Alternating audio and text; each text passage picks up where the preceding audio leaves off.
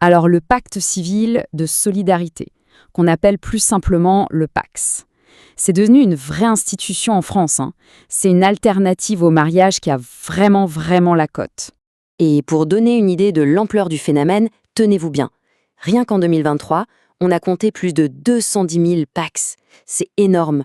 Ça montre bien à quel point cette forme d'union a pris sa place dans la société. Mais alors pourquoi un tel succès? Est-ce que le PACS, c'est juste un mariage en version allégée? Ou est-ce que ça offre des avantages, une souplesse bien à part? Eh bien, c'est exactement ce qu'on va décortiquer aujourd'hui. Allez, voilà le programme. D'abord, on va voir ce que c'est exactement, le PACS. Ensuite, comment on fait pour se paxer. Puis, ce que ça change dans la vie de tous les jours. On fera un petit comparatif avec le mariage et pour finir, on verra comment ça se termine. Allez, c'est parti. Bon, première étape, qu'est-ce que le PACS? Pour bien comprendre, il faut revenir à sa définition légale et aussi un peu à son histoire, parce que ça explique beaucoup de choses sur son évolution. Alors, d'un point de vue purement légal, la définition est très claire, c'est dans le Code civil. Le PACS, c'est un contrat. Voilà, le mot important, c'est vraiment ça. Un contrat. Un contrat entre deux personnes pour organiser leur vie commune, et ce, peu importe leur sexe. Ce qui est fascinant, c'est de voir comment le PACS a évolué. À sa création en 99, l'idée c'était surtout de donner un statut aux couples de même sexe et de régler les questions, on va dire matérielles, financières. Et puis, petit à petit, avec les réformes, notamment celle de 2006, on a ajouté des droits et des devoirs plus personnels. Du coup, ça l'a beaucoup rapproché du mariage, même si, on va le voir, ce n'est pas tout à fait la même chose. Ok, maintenant, entrons dans le vif du sujet, le côté pratique. Comment on fait pour se paxer? C'est quoi les conditions, la procédure à suivre? En fait, les conditions de base sont plutôt simples. Il faut être majeur, donc avoir plus de 18 ans, être tous les deux d'accord, bien sûr, et avoir l'intention de vivre ensemble. Et comme on l'a dit, que ce soit un couple homme-femme ou de même sexe, ça ne change rien. Par contre, il y a des interdits, et là-dessus la loi est très claire. On ne peut pas se paxer si l'un des deux est déjà marié, ou déjà paxé évidemment. Et c'est aussi interdit s'il y a un lien de parenté trop proche, comme entre parents et enfants, ou entre frères et sœurs. Pour la procédure, c'est assez direct. Il y a 3 grandes étapes. D'abord, il faut rédiger ce qu'on appelle une convention. C'est un peu le contrat du couple, qui va dire comment on gère les biens. Deuxième étape, on fait une déclaration commune, en se présentant en personne, soit à la mairie, soit chez un notaire. Et enfin, dernière étape, l'enregistrement. Une fois que c'est fait, le PACS est officiel. Bon, une fois que c'est fait, qu'on est passé, qu'est-ce que ça change au quotidien, concrètement? Là, on arrive vraiment au cœur du sujet. Les droits, les devoirs, les finances. Oui, parce que le PACS, ce n'est pas juste un papier. Ça crée de vraies obligations. Il y a cet engagement à avoir une vie commune, mais il y a aussi un devoir d'aide matérielle, donc de s'aider financièrement, chacun selon ses moyens. Et puis, il y a l'assistance réciproque. C'est l'idée de se soutenir mutuellement dans les bons comme dans les mauvais moments.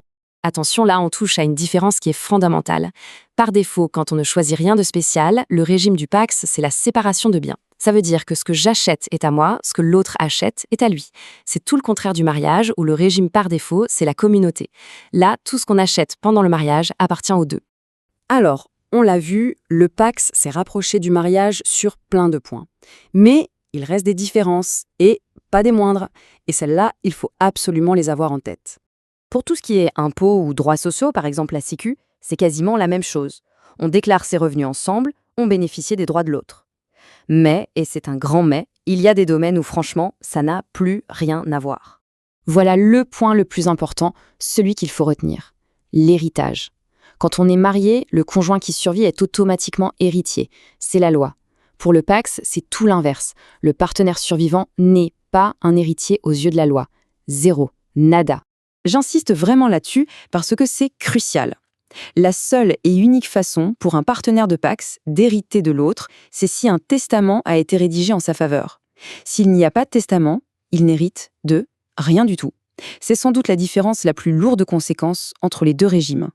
Et il y a d'autres différences clés à connaître. Par exemple, le devoir de fidélité, qui est une obligation légale dans le mariage, ne l'est pas dans le PACS. Impossible aussi de porter le nom de son partenaire. Le PACS ne crée aucun lien juridique avec la belle famille. Et un point très important aussi, pas de droit à la pension de réversion en cas de décès.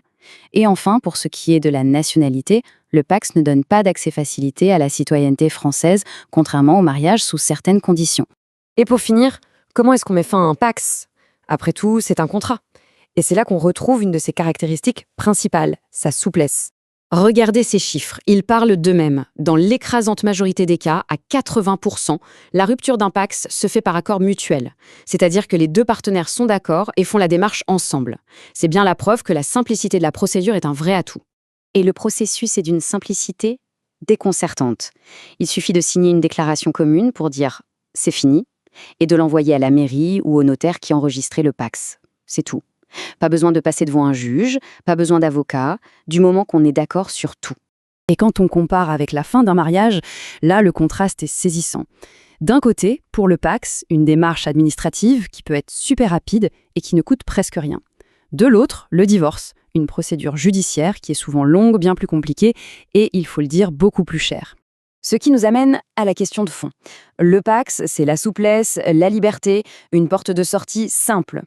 Mais cette flexibilité a un prix, l'absence de certaines protections automatiques que le mariage offre, notamment en matière de succession. Alors, que choisir ? C'est un vrai arbitrage, une décision qui appartient à chaque couple en fonction de son histoire, de ses projets et de ce qu'il veut protéger.